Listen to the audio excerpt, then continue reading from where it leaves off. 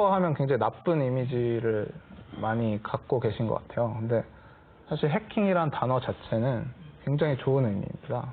해킹이란 말은 사실 어떤 시스템, 어떤 기계를 아주 깊이 있게 탐구해서 그 시스템을 만든 개발자보다도 더 많은 것을 알게 되는 사람, 그걸 해커라고 하거든요. 그런 사람들이 어떻게 보면 해커였어요.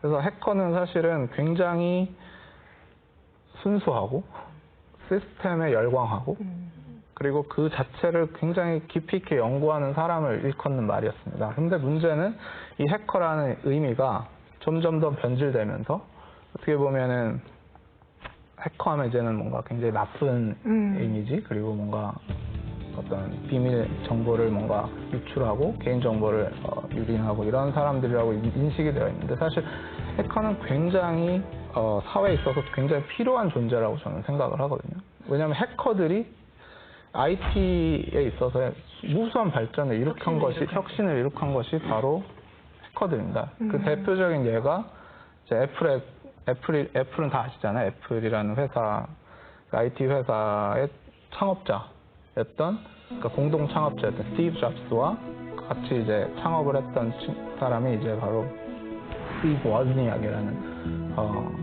해커가 있습니다. 그 사람은 엄청난 해커였어요. 그러니까 그야말로 시스템에 열광하고 자기가 스스로 그 당시에 애플이라는 그 전체 컴퓨터 시스템을 하드웨어서부터 소프트웨어까지 다 만든 사람이에요. 그 해커가 사실은 어떻게 보면 그 혁신을 주도했던 것이기 때문에, 사실 해커라는 말 자체가 갖는 의미를 우리가 나쁘게 해석하는 것이 아니라, 사실은 IT 또는 어떤 과학기술을 혁신을 줄 수 있는 그런 인물들이고, 그런 사람들을 어떻게 우리가 포용해서 사회에서 그 사람들과 함께 나아갈 수 있느냐, 이것이 어떻게 보면 우리가 교육의 측면에서 생각해야 되는 가장 핵심 키워드라고 저는 생각을 합니다. 저는 이제 저 같은 사람도 해커가 될 수 있는지, 그리고 그러니까 인문학을 공부한 사람들도 이렇게 해커가 될 수 있는지가 궁금하고, 이제 인공지능과 또 사람 해커와의 싸움일 거란 말이에요. 네, 드디어 이제 인공지능 해커에 대한 얘기가 나왔는데요. 사실 저희가 뭐 이세돌과 인공지능의 바둑 대결로 이 인공지능에 대한 이해는 높은데, 사실은 저는 인공지능 해커가 있다는 건 처음 들어봤거든요. 네, 이 인공지능 해커와 그리고 사람이 하는 해킹과 어떤 차이가 있습니까? 네, 일단 그 인공지능 해킹이라고 하면 사실 좀 생소하실 수는 있는데요. 이 분야의 연구가 시작된 지가 그렇게 오래되지 않았기 때문입니다.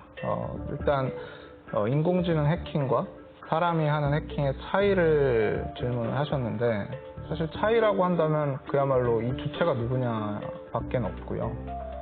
그냥 하는 행위라든지 우리가 하는 과정은 사실 똑같습니다. 제가 아까 말씀드렸다시피 해킹은 어떻게 보면 취약점을 찾는 것에서 시작해서 이제 시스템에 침투해서 이제 뭐 악성 코드를 심고 이런 여러 일련의 과정들이 쭉 있는데, 이런 일련의 과정들을 사람이 하지 않고 과연 컴퓨터가 할 수 있느냐라는 연구가 이제 시작이 된 게 이제 불과 이제 10년도 안 된 상태입니다. 근데 이런 연구를 과연 왜 하느냐를 이제 생각을 해보면, 결국 아까 사이버 전쟁, 사이버 테러 이야기를 했잖아요. 그런데 사실 우리가 지금 현재 인공지능 해커가 없는 상태에서 그냥 사람이 하는 그러니까 사람인 해커들이 해킹을 하는 이런 사회에서 이러한 상황 속에서 사이버 전쟁이 일어났다라고 가정을 해보면, 인구 자체가 적은 나라 입장에서는 사실 사이버 전쟁에서 우위를 점령하는 것이 굉장히 어렵습니다. 중국이나 미국, 러시아 같은 이런 초강대국들을 보면 거기는 정말 우리랑 비교할 수 없을 정도의 많은 사이버 병력들이 있거든요.